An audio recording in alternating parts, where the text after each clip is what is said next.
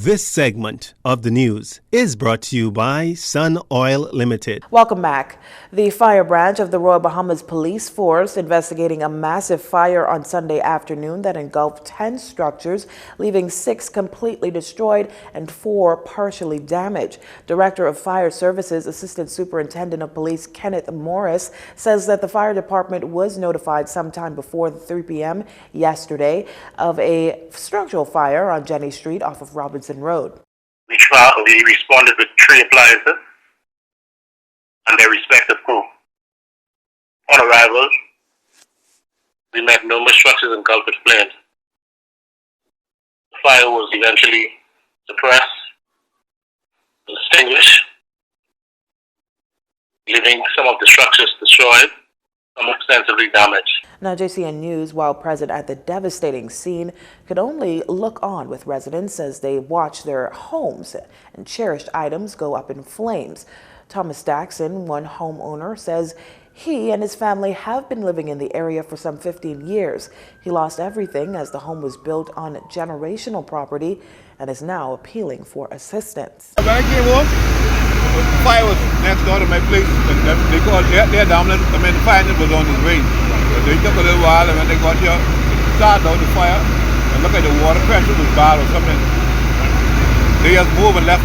When they left, and then come back and tell, when they come back, the house is going to burn down. We're looking for some kind of way to get out, place back together, and whatever could be help, any kind of help, we really appreciate it. Police also reporting that a 99-year-old female was taken into the hospital via ambulance to be treated for smoke inhalation. The cause of the blaze is unknown at this time. The fire department will continue investigation into this matter. 2 political parties are speaking out following that fire in the Angliston community. That's Progressive Liberal Party Chairman Senator Fred Mitchell and Democratic National Alliance leader Orinthia Komolafe. Mr. Mitchell, in a statement released this morning, says the destruction of this fire now compounds the challenges being faced by a significant number of Bahamian families. Chief among them, he says, are a frightening rise in coronavirus cases, unemployment, and a near-death economy strapped with uncertainties. Mr. Mitchell assures that the PLP will continue to stand with the affected residents and call on the government to demonstrate the care, compassion, and competence required to deliver immediate relief.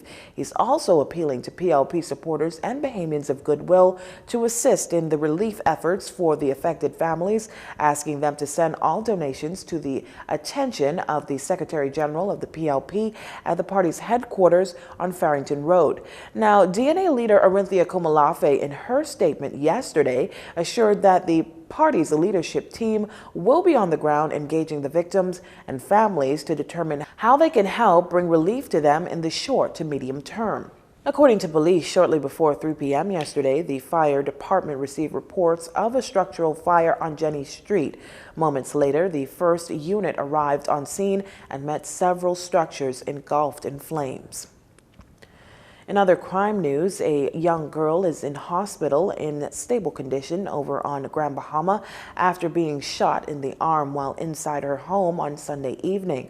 Police say the juvenile was at her residence on Caravel Beach when she was shot in the upper arm by an unknown assailant who was on the outside of the home. Police and emergency medical services were called to the scene.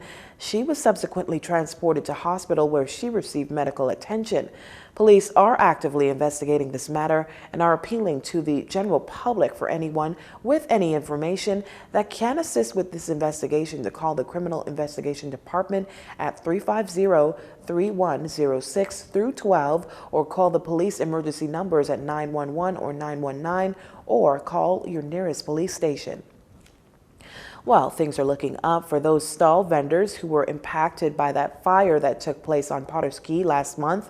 Minister of Agriculture and Marine Resources, Michael Pintard, says he's satisfied with the progress made thus far. Here's Laurencia Smith with more details. Weeks after that devastating midnight blaze on the eastern end of Petoskey Dock, which burned several stalls and destroyed 2 vessels, Minister of Agriculture and Marine Resources Michael Pintard provided the media with an update outside of Parliament on how the rebuilding process is going. Minister Pintard says his ministry has been in talks with the Bahamas Power and Light Limited and the Ministry of Works, also noting that last week he spoke with the Dock Association president. So what we're expecting are several things. One, we are going to make a contribution in terms of building material that will assist in the rebuild at Petoskey.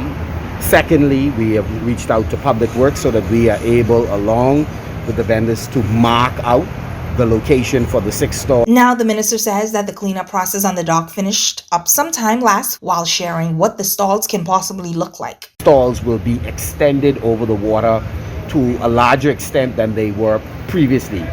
The recommended layout is to stagger them. One stall would be 5 feet or back from the pavement, another would be 10, and then the next one 5 and 10. And so again, we've made, I think, significant progress in terms of moving the process along. Asked what his ministry is doing to ensure that there's no reoccurrence, he says this: That we are going to gradually rebuild and we build back better, taking climate into consideration, taking the possibility of fire into consideration, the absence of proper utilities, whether it's light, water, sewage. So we need to not only have that discussion, we need to make the decisions. Now, when asked how much this project is going to cost the public's purse, Minister Pintard could not give a direct number at this time. I'm Laurentia Smith for Jcn News. Well, that does it for news this evening. Once again, I'm Leah Cooper, and from all of us here at Jcn News, have a wonderful evening, everyone. This segment of the news has been brought to you by Sun Oil Limited.